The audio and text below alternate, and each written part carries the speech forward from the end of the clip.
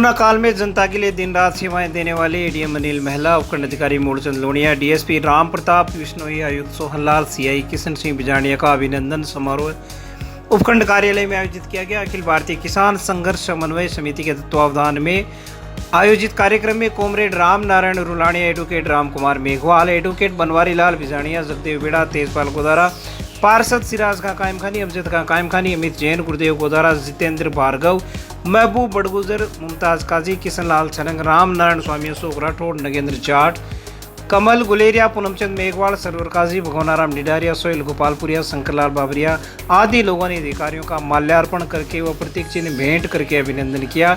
इस अवसर पर किसानों की ओर से एडीएम को ज्ञापन देकर 12 अप्रैल को किसानों पर हुए हमले के मामले में आरोपियों को जल्द से जल्द गिरफ्तार करने की मांग भी की गई।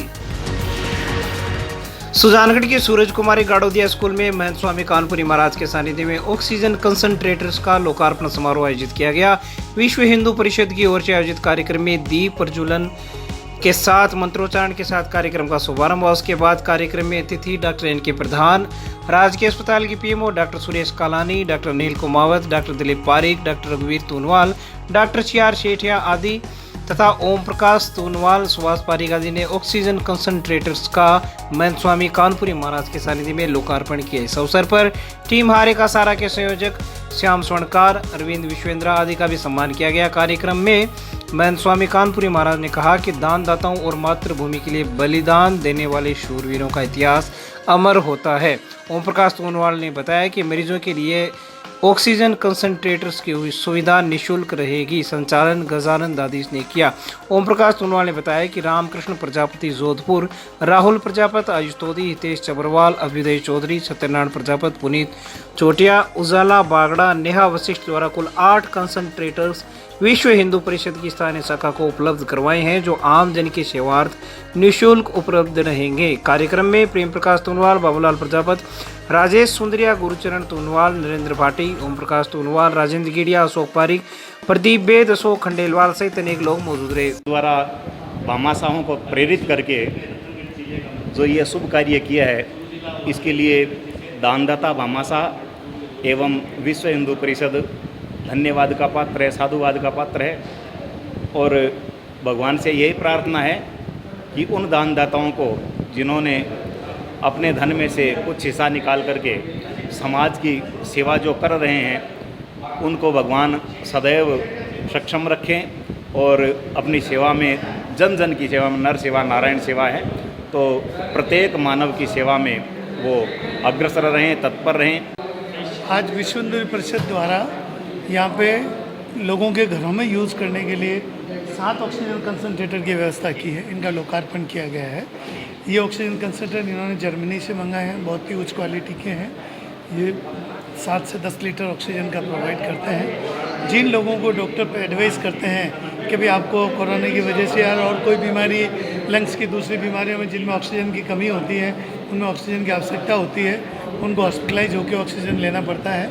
वो अपने घर पर भी, जिसको हम ऑक्सीजन डोमिसिलरी ऑक्सीजन थेरेपी कहते हैं, उसके लिए इस ऑक्सीजन कंसंट्रेटर का बहुत अच्छा यूज़ होगा। जलदाय विभाग के सहायक अभियंता कार्यालय के बाहर राजकुमार तंवर का धरना दूसरे दिन गुरुवार को जारी रहा। धरने पर बैठे राजकुमार तंवर के साथ बांसवारिता वैद्य, भंवरलाल शर्मा, खुशीराम चांद्रा, नरेश प्रजापति आदि लोगों ने शिरकत की। राजकुमार तंवर ने बताया कि जब तक अवैध पाइपलाइन नहीं काटी जाएगी तब तक धरना जारी रहेगा। दूसरी ओर नलियाबास में मौके पर आपनी योजना के एक्सीएन रामावतार सैनी, LNT के अधिकारी पवन कुमार आदि मई पुलिस जाब्ते व कर्मचारियों के साथ मौके पर पहुंचे। यहां पर विवादित पाइपलाइन को हटाने से पहले ही 2 पक्षों में बार बार कहा सुनी हुई और अधिकारीगण बार बार परेशान होते रहे। अधिकारियों का कहना था कि हम पाइपलाइन को हटा रहे हैं, लेकिन इसे दीप बाल मंदिर के सामने वाले रास्ते से जोड़ने दिया जाए, लेकिन इसे निजी संपत्ति बताकर गोवर्धन तंवर व अन्य लोगों द्वारा आपत्ति की गई। दिनेश तंवर ने बताया कि हम लोग विवादित पाइपलाइन को हटाने का समर्थन करते हैं, लेकिन स्कूल के सामने रास्ते से पाइपलाइन डालने दी जाए, लेकिन इस बात पर कोई आम सहमति नहीं बनी और अंततोगत्वा अधिकारीगण बेरंग ही वापस लौट गए। हालांकि पुलिस थाने के सब इंस्पेक्टर राम प्रताप गोदारा बार बार कोशिश करते रहे कि झगड़ा न हो, लेकिन दोनों पक्षों के लोगों के बीच काफ़ी देर तक गर्मा गर्म जिद बहस होती रही और अंततोगत्वा मामला बिना सुलझे ही। मैं 11 बजे धरने पे आया था और बरसात होने के बाद के अंदर अधिकारी लोग वहाँ पर मौके पे पहुँचे थे, तो मेरी माँ जी से बहस कर रहे थे। तो माँ जी अकेले बैठे थे, तो माँ जी ने मेरे को टेलीफोन किया, तो मैं भाग के वहाँ गया। वहाँ पर स्थिति ये थी कि रामोतार जी इनका संबंधी होने के कारण दोनों परिवार के अंदर झगड़ा करवा रहे हैं, जबकि लाइन काटनी चाहिए, अनलीगल लाइन काटनी चाहिए। उसकी वजह ये कहते हैं कि इधर से लाइन डाल दे, इधर से लाइन डाल दे। ये आगे का काम है, या एसडीएम साहब के पास में जाओ, एडीएम साहब के पास में जाओ, अपनी योजना के पास में जाओ कि भाई हमारे पानी नहीं आता है, वो समाधान करेंगे। ये 4 घरों की तो व्यवस्था कर ली, लेकिन पीछे 125 घर और 30 मर रहे हैं, उनकी व्यवस्था साथ में क्यों नहीं की जाती है? ये क्या चक्कर है? रामोतार जी शनि ऐसे कर रहे क्यों है? इनके रिश्तेदार होने के कारण दोनों परिवारों का झगड़ा करा रहे हैं, ये लाइन कटाने की वजह। वहाँ पर मैंने एकदम खुले तरीके से कहा है कि अनलीगल तरीके से जो लाइन पड़ी है नहीं कटेगी, वो धरना जारी रहेगा। और कल सुबह 11 बजे से मैं भूख हड़ताल पर रहूँगा। पानी में इनको पूछ लो अपने नेक ईमानदारी से, इसका धैर्य गंदा कि इनके पानी नहीं आए।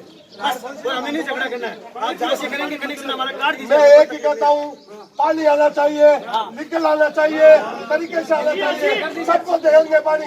लेकिन वो बात अनलीगल है नहीं है। साहब आप बता दो, आप बता दो, ये बता दो। और दूसरी बात लीगल है, एसडीएम साहब के पास में जाओ, एडीएम साहब के पास में जाओ, मैं काफी दूंगा। नहीं है